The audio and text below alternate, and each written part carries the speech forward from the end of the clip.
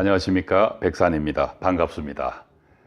백산사주 TV를 통해서 명리학 초학자 여러분들과 만나 뵙게 되어서 매우 기쁘게 생각합니다. 이번 특강에서는 30가지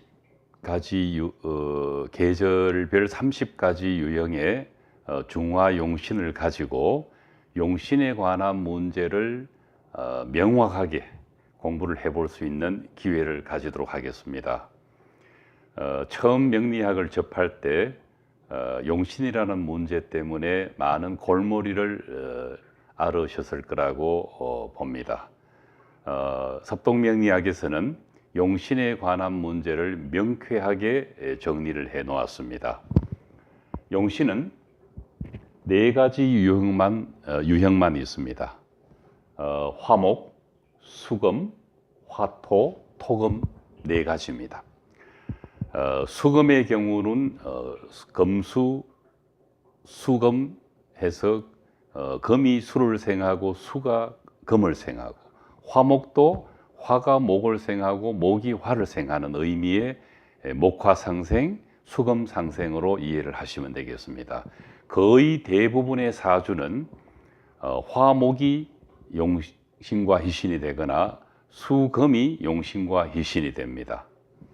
화토와 토금은 사주가 약해서 인급을 용신과 희신으로 써야 되는 경우에 해당됩니다. 예를 들면은 화토는 묘월의 무기토 사주에서 사주가 약하기 때문에 인성인 불과 비겁인 토가 용신과 희신의 역할을 하게 됩니다. 또 토금은 묘월의 경심금과 같은 경우에 사주가 약하기 때문에 인성인 토를 쓰고 비겁인 금이 용신과 희신의 역할을 하게 되어 있습니다. 그러나 예외적으로 화토는 사주가 강한데도 불구하고 예를 들면은 해자월의 가볼목처럼 강한 목기운을 설기하고 재차 설기하기 위해서 목생화, 화생토 해서 화토가 사주의 중화를 돕게 되는 것입니다. 오늘 배우게 될 해자월의 가볼목 사주의 그 첫 번째 명조가 바로 거기에 해당됩니다. 자월의 을목은 4가지 유형의 중화용신에 의하면은 화토가 용신과 희신이 됩니다. 사주 원국에서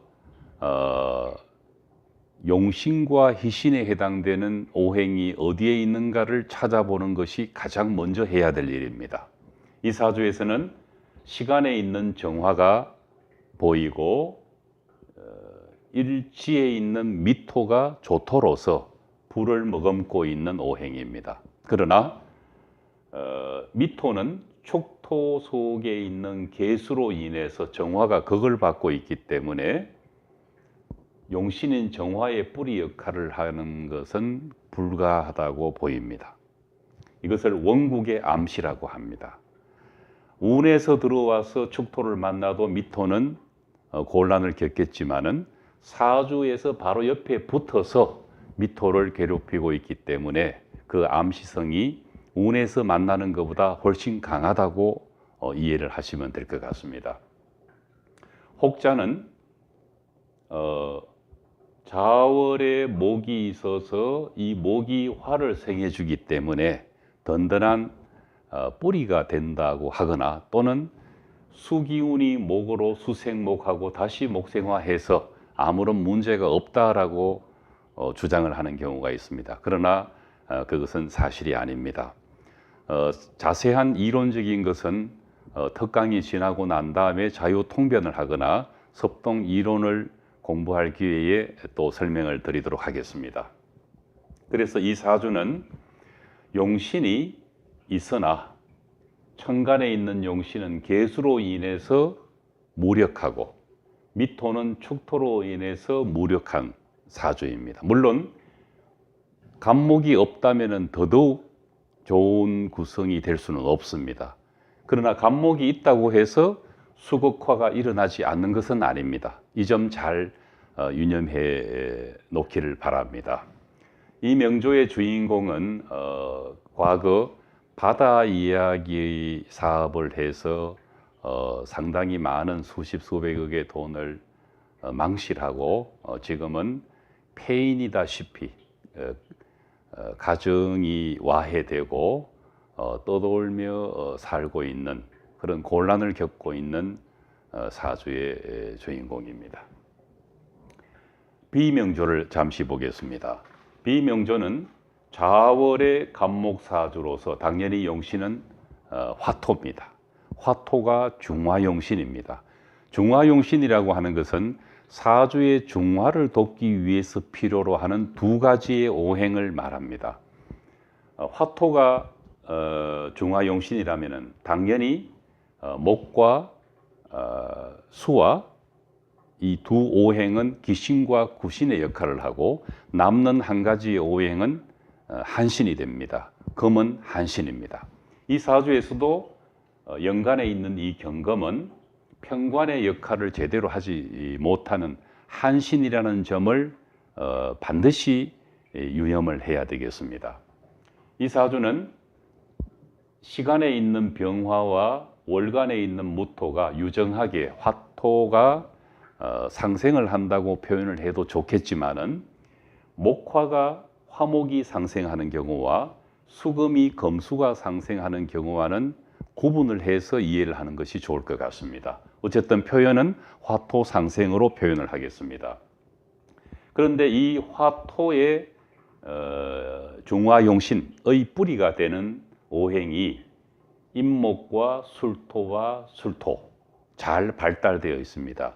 이런 술토와 임목이 어떤 다른 오행의 방해를 받지 않고 있습니다. 직접적인 방해를 받고 있지는 않습니다. 천간에 있는 화토 역시 괴롭히는 글자가 없습니다. 병화를 괴롭히는 임수라든가 또는 무토를 괴롭히는 간목이 사주 안에서는 존재하지 않습니다. 그래서 사주가 전형적인 식신 생재격의 사주로 보아도 무방합니다. 여기서 화토가 용신인데 용신의 근에 대해서 간단하게 설명을 하겠습니다. 화토가 용신이면은 천간에 있는 병정무기, 지지에 있는 인, 사오미, 술이 용신의 근이 됩니다. 이 사주에서는 그 용신의 근이 잘 발달되어 있고 이 근이 잘 발달되어 있음으로 인해서 천간에 있는 병화, 식신과 무토, 편재는 용신과 희신의 역할을 잘 수행할 수가 있는 것입니다.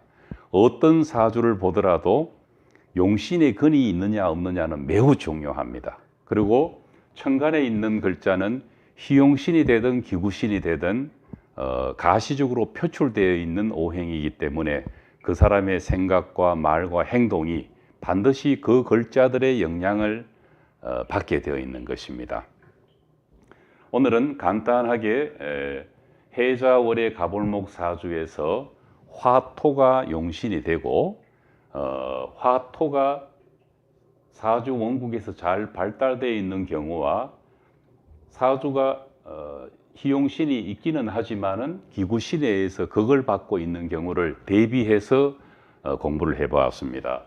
비명조는 서울대학교 의과대학을 졸업한 의사입니다. 식신생재격은 예전에는 부자가 되는 사주라고 알려져 있는데 현대 사회에서는 전문직 종사자가 많고 또 사업을 하거나 자영업을 해서 자수성가하는 사주가 많습니다. 상생상격이라고 해서 관인상생격, 식신생재격, 그리고 재관상생격은 사주의 구성이 가장 중화에 가까운 전형적인 사주를 일컫는 말입니다. 이 명조 역시 식신생재격으로 사주가 중화가 잘 되어 있는 사주로 기억을 해 두시길 바랍니다. 다음 시간에는 축월의 갑을목 사주에 대해서 알아보도록 하겠습니다. 오늘 공부는 여기에서 마치겠습니다. 감사합니다.